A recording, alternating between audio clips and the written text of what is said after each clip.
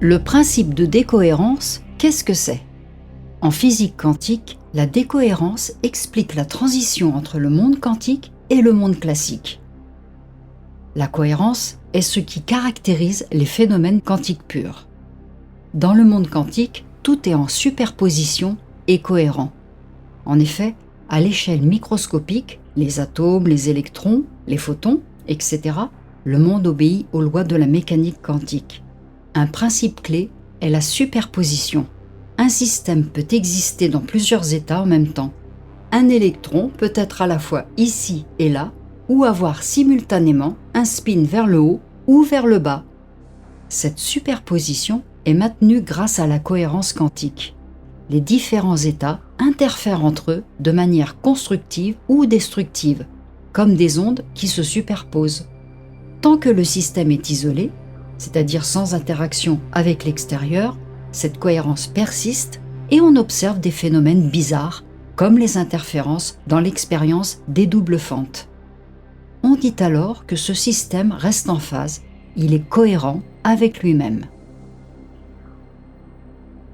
Pour analogie, on peut penser à une pièce de monnaie qui tourne en l'air. Tant qu'elle tourne, elle est pile et face en même temps. La cohérence, c'est comme si la pièce restait en l'air dans cet état mixte grâce à des interférences entre pile et face. On est donc entouré d'un monde quantique, tout de la matière à la lumière est fondamentalement quantique.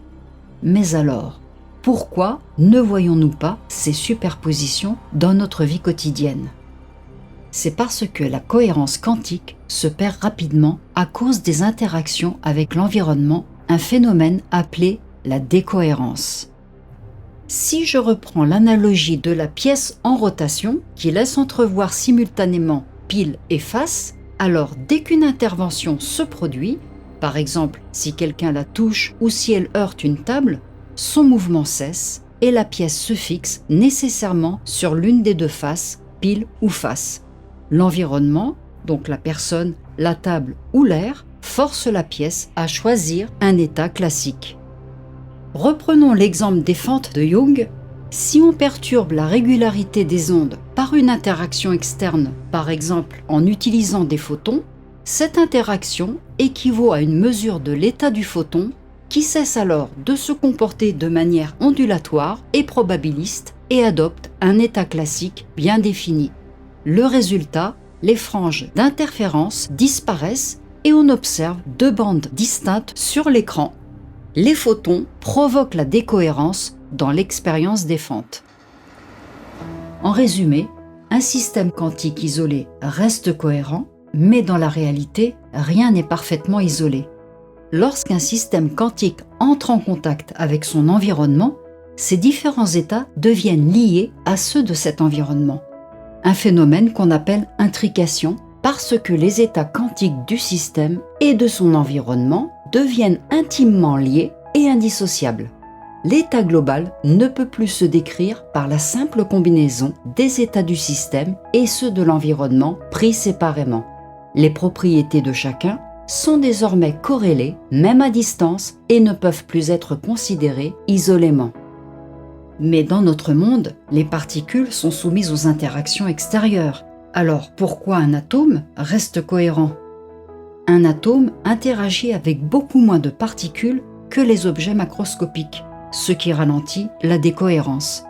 De plus, lorsqu'il est isolé dans des conditions expérimentales contrôlées, comme une chambre à vide, des basses températures, des pièges électromagnétiques, etc., les interactions perturbatrices sont minimisées, permettant à la cohérence quantique de durer de millisecondes à plusieurs secondes, voire plus. Les états quantiques d'un atome, comme ses niveaux d'énergie ou ses spins, sont robustes et peuvent rester cohérents tant qu'aucune perturbation extérieure ne modifie leur relation de phase entre les états superposés. Dans des conditions ordinaires, avec l'air ambiant et température ambiante, la cohérence d'un atome est rapidement affectée par l'environnement, mais son temps de décohérence, de l'ordre de 10 puissance moins 10 à 10 puissance moins 6 secondes, reste beaucoup plus long que celui d'un objet macroscopique qui est d'environ 10 puissance moins 20 secondes.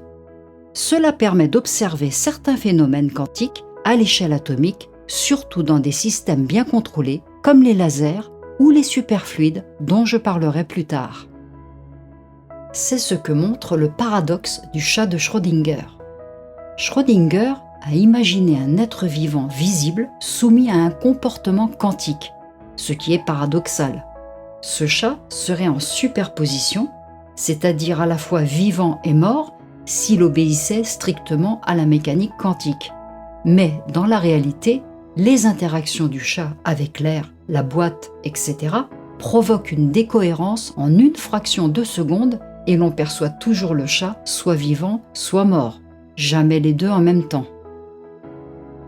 Plus un objet est gros, plus il contient de particules et interagit avec de nombreux degrés de liberté de son environnement, des photons, des molécules d'air et d'autres particules.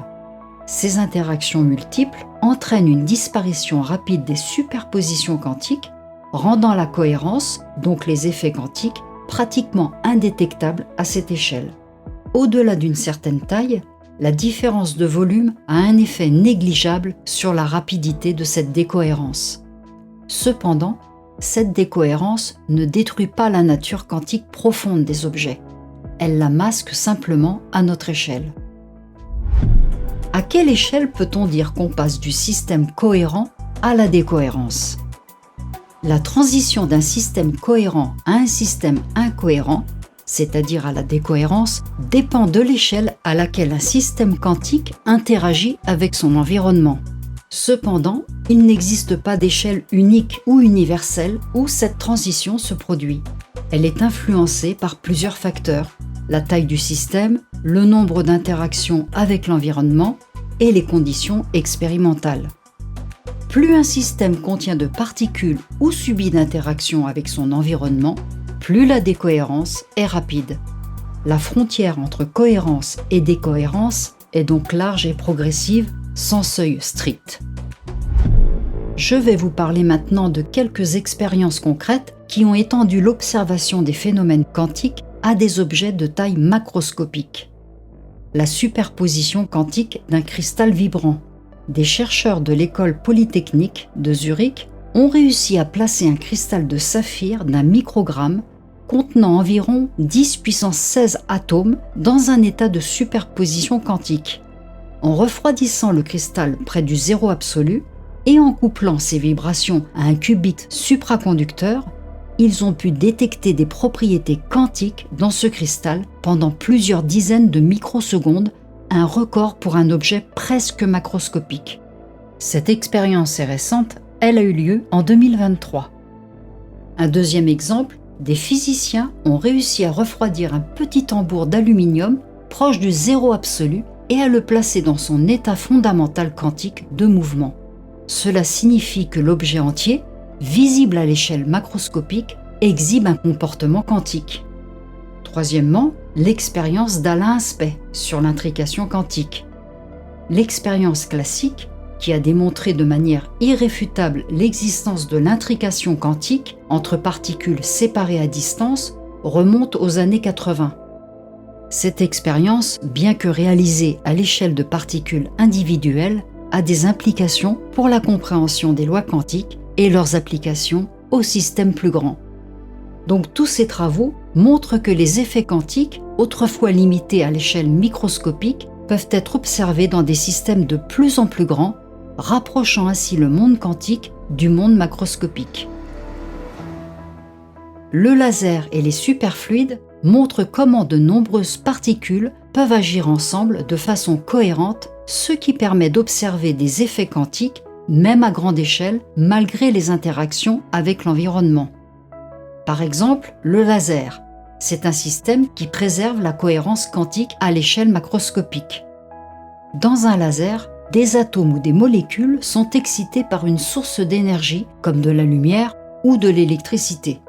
Les photons émis sont tous en phase, c'est-à-dire qu'ils oscillent ensemble, comme par exemple une armée de soldats marchant au pas.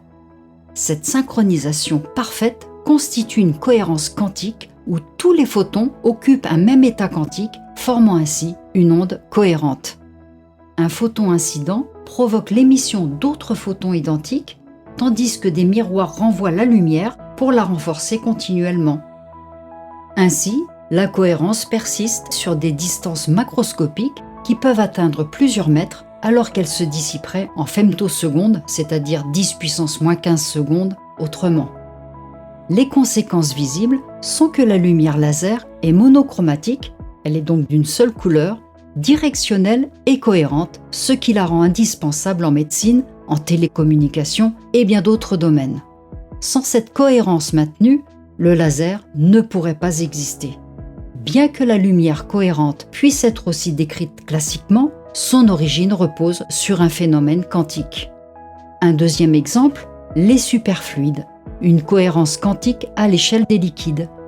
Les superfluides, comme l'hélium 4, refroidis à des températures très proches du zéro absolu, environ moins 271 degrés, contournent la décohérence en permettant aux effets quantiques de se propager à travers tout le liquide.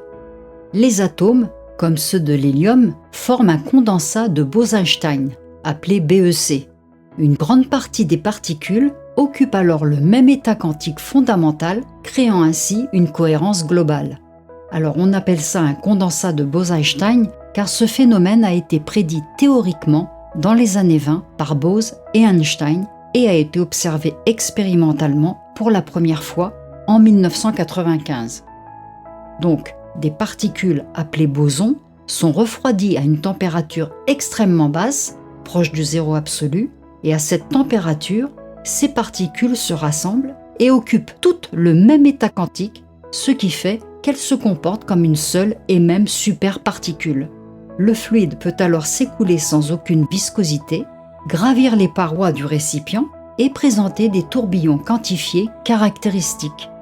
À ces températures extrêmement basses, les interactions avec l'environnement, comme les vibrations thermiques, sont alors très réduites. La décohérence, qui dépend fortement de la température et des perturbations, devient alors très lente. La cohérence quantique peut ainsi s'étendre sur plusieurs centimètres ou plus.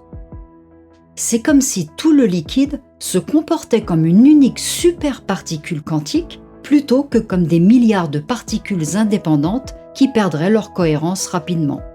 On peut se représenter ça comme une foule dans un stade. Habituellement, les mouvements des spectateurs sont désordonnés, chacun agissant de son côté, créant une impression de chaos. Mais dans un superfluide, au lieu de ce désordre, tout devient parfaitement coordonné. C'est comme une immense holla. Chaque personne se lève et se rassoit exactement au même rythme que les autres. Ainsi, le mouvement collectif est continu, fluide, synchronisé, où chacun bouge au même rythme, sans rupture, même à grande échelle. Et les effets visibles du superfluide sont vraiment impressionnants. Il peut s'écouler à travers des pores extrêmement petits, sans aucune résistance, et même former des fontaines qui semblent jaillir sans fin. En conclusion, nous vivons dans un monde fondamentalement quantique, mais la décohérence fait que ce monde nous apparaît classique à notre échelle. Elle ne change pas la nature quantique profonde de la réalité, mais masque simplement les superpositions, les rendant indétectables à grande échelle. La décohérence est l'une des explications les plus solides pour comprendre la transition entre les comportements quantiques et classiques, même si elle ne règle pas tous les mystères, comme le problème de l'interprétation de la mesure en mécanique quantique.